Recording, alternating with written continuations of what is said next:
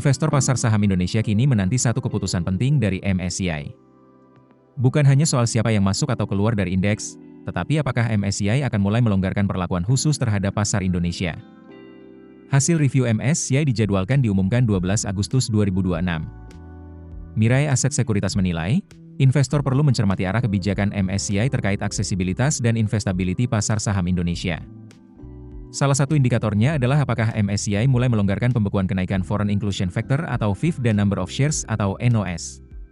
Jika dibuka, peluang saham Indonesia untuk masuk atau bermigrasi ke indeks yang lebih investable juga semakin besar.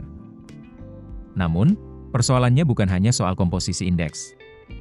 MSCI juga akan menjadi sorotan terkait transparansi, free float, dan keterbukaan struktur kepemilikan saham.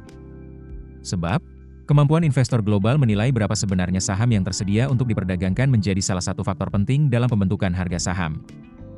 Mirae Asset menilai, jika MSCI melihat reformasi yang dilakukan OJK dan BI mulai kredibel, dampaknya bisa jauh lebih besar dibandingkan sekadar perubahan beberapa konstituen indeks.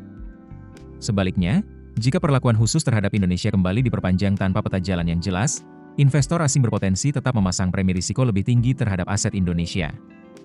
Di tengah penantian keputusan MSCI, fundamental ekonomi Indonesia masih menjadi penopang. Ekonomi Indonesia tumbuh 5,29% secara tahunan pada kuartal 2 2026, lebih tinggi dari ekspektasi pasar sebesar 5,1%. Kinerja emiten pada semester pertama juga masih menunjukkan pertumbuhan. Tetapi tantangan mulai muncul. Kenaikan suku bunga berpotensi menekan pertumbuhan kredit, sementara tanda-tanda perlambatan mulai terlihat di penghujung semester pertama. Kondisi fiskal dan neraca eksternal juga akan menentukan persepsi investor terhadap peringkat kredit Indonesia. Karena itu, keputusan MSCI pada Agustus ini bisa menjadi lebih dari sekadar agen dari rebalancing. Jika memberikan sinyal positif mengenai normalisasi perlakuan terhadap Indonesia, keputusan tersebut berpotensi menjadi titik balik bagi arus modal asing. Namun jika ketidakpastian berlanjut, pasar Indonesia masih harus menghadapi risiko premi yang lebih tinggi.